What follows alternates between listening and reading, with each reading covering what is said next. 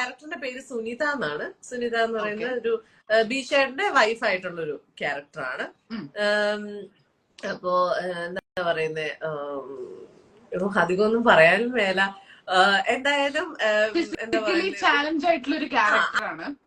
അങ്ങനെ ഒരു ക്യാരക്ടറാണെന്നും കൂടെ പറയാം. എന്താ പറയാ, ഇമോഷണലി ബീച്ചേട്ടന് ഒരു സപ്പോർട്ട് സിസ്റ്റം ആയിട്ട് നിൽക്കുന്ന ഒരു ആളാണെന്നും കൂടെ പറയാം. അപ്പൊ ഓവറോൾ ഒരു നല്ല ടീമായിരുന്നു. അതേപോലെ ഒരു നല്ലൊരു ഇൻവെസ്റ്റിഗേഷൻ സ്റ്റോറിയാണ്. എനിക്ക് ഇഷ്ടമാണ് ത്രില്ലർ മൂവീസ് കാണാൻ. എനിക്ക് ഇഷ്ടമുള്ളൊരു ജോണറാണ്. സംസാരിക്കാൻ ഇഷ്ടമുള്ള ആൾക്കാരാണ്. ബീച്ചേട്ടനാണെങ്കിലും സംസാരിക്കുന്ന ആളാണ്. സംസാരിക്കാൻ ഇഷ്ടം.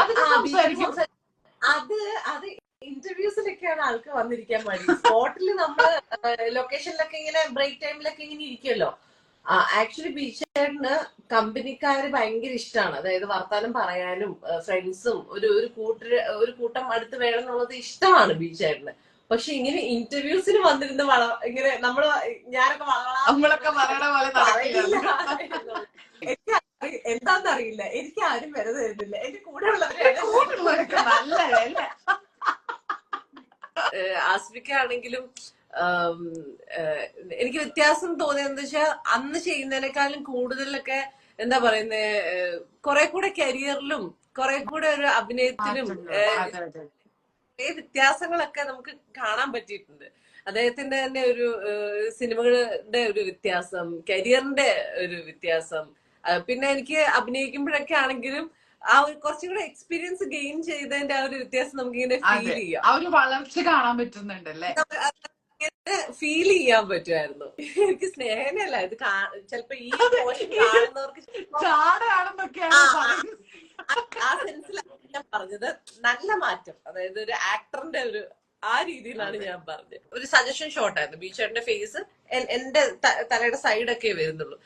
അപ്പൊ ഞാൻ ഇങ്ങനെ ക്ലോസ് ആയിട്ട് ഇങ്ങനെ വാച്ച് ചെയ്തപ്പോഴത്തേക്കും ശരിക്കും ബീച്ചേട്ടൻ പറഞ്ഞ ആ ഒരു ഇമോഷൻ കാര്യങ്ങളൊക്കെ ഭയങ്കരമായിട്ട് എന്നെ ഇങ്ങനെ സ്ട്രൈക്ക് ചെയ്തായിരുന്നു. അപ്പൊ എനിക്ക് ആ ഒരു ബീച്ചേട്ടന്റെ കൂടെ ചെയ്ത ആ ഒരു പർട്ടിക്കുലർ സീനൊക്കെ എനിക്ക് ഭയങ്കര എന്ത് രസമാണ്. മമ്മിയുടെ ഫോണൊക്കെ എന്ത് രസമാണ്, എന്തൊരു നല്ല ആക്ടറാ. ചുമ്മാ ഞാൻ ഇപ്പുറത്തിരുന്നേ ഉള്ളൂ. പക്ഷെ ആ വികാരം ഇങ്ങനെ നമുക്കിങ്ങനെ അടിച്ചു കിട്ടി. നമുക്കിങ്ങനെ ഇതുവരെ മലയാള സിനിമ നല്ലൊരു ഫേസിലൂടെ 2024 തുടക്കം മുതൽ ഈ മൊമെന്റ് വരെ നല്ല കിടിലമായിട്ടാണ് പോയിക്കൊണ്ടിരിക്കുന്നത്.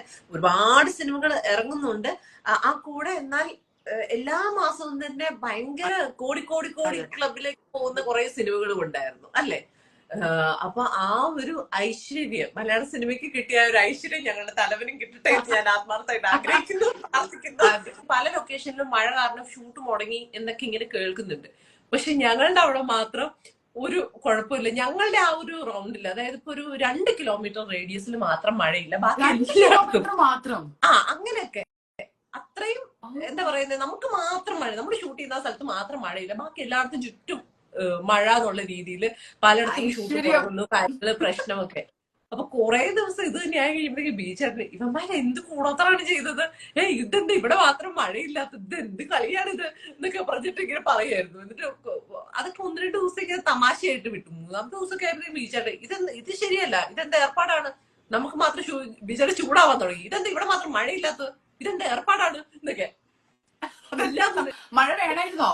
മഴ വേണം എന്നാണ് ബീച്ചേട്ടാ, നല്ലൊരു സൗദി കിട്ടും. അങ്ങനെ ഈ ഒരു സിനിമയിൽ അനുശ്രീയുടെ ഒരു ക്യാരക്ടർ നമ്മൾ കണ്ടിട്ടുണ്ടായിരുന്നു. അപ്പോ അനുശ്രീയുടെ ആ ഒരു ക്യാരക്ടറിനെ കുറിച്ച് എന്താണ് മേക്ക് പറയാനുള്ളത്? അനുശ്രീന്റെ ക്യാരക്ടർ വളരെ ഇമ്പോർട്ടന്റ് ആയിട്ടുള്ളൊരു റോളാണ് ഈ സിനിമയില്. അനുശ്രീ ഇല്ലാതെ സിനിമ നടക്കില്ല.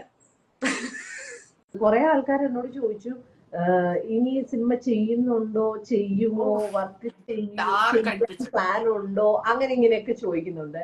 പിന്നെ ചിലര് ഈ പറഞ്ഞ പോലെ ഞങ്ങൾ മീനെ കാസ്റ്റ് ചെയ്യണം എന്നിങ്ങനെ വിചാരിച്ച് ഞങ്ങളുടെ മനസ്സിൽ ഇങ്ങനെ ഉണ്ടായിരുന്നു, ഇന്ന ക്യാരക്ടറിന് ഇയാളെ വിളിക്കാമെന്നുണ്ടായിരുന്നു. പിന്നെ കൊച്ചൊക്കെ ആയതുകൊണ്ട് വരില്ലായിരിക്കും എന്ന് വിചാരിച്ചു എന്നൊക്കെ പറഞ്ഞിട്ട് അപ്പൊ ഞാൻ ചോദിച്ചു, നിങ്ങക്ക് ഒന്ന് വിളിച്ചു ചോദിക്കാൻ മേലായിരുന്നോ ചെയ്യുന്നുണ്ടോ ഇല്ലയോ എന്ന് ചോദിച്ചിട്ട് എന്താ പറയുന്നതെന്ന് വെച്ചാൽ അങ്ങനെ തീരുമാനിക്കാമല്ലോ. സ്വയം എന്തിനാ അങ്ങനെ വിചാരിക്കുന്നതെന്ന് ഞാൻ ചോദിച്ചു. ഒക്കെ ഓപ്പൺ ആയിട്ടുണ്ട്, അത് ഇന്നലെ മുതലേ ഓപ്പൺ ആയിട്ടുണ്ട്. എല്ലാവരും ബുക്കിംഗ് ടിക്കറ്റ്സ് ഒക്കെ എടുത്ത് നാളെ തന്നെ പടം കാണാൻ പോവാ. വീക്കെൻഡ് ആയതുകൊണ്ട് തന്നെ വെള്ളിയാഴ്ച ജോലിയൊക്കെ കഴിഞ്ഞ് ഇപ്പൊ സ്കൂളൊന്നും ഇല്ലാത്ത സമയമാണ്. അപ്പോ വീക്കെൻഡ് ആണ്, ജോലിയൊക്കെ കഴിഞ്ഞ് വീട്ടിൽ പോയി എല്ലാവരുമായിട്ട് ഫാമിലി ആയിട്ട് സിനിമ കാണാൻ പോവാ. അതുപോലെ തന്നെ കാണാൻ പറ്റിയില്ലെങ്കിൽ ശനിയും ഞായറൊക്കെ ഉണ്ട്, ഒക്കെ കാണാം.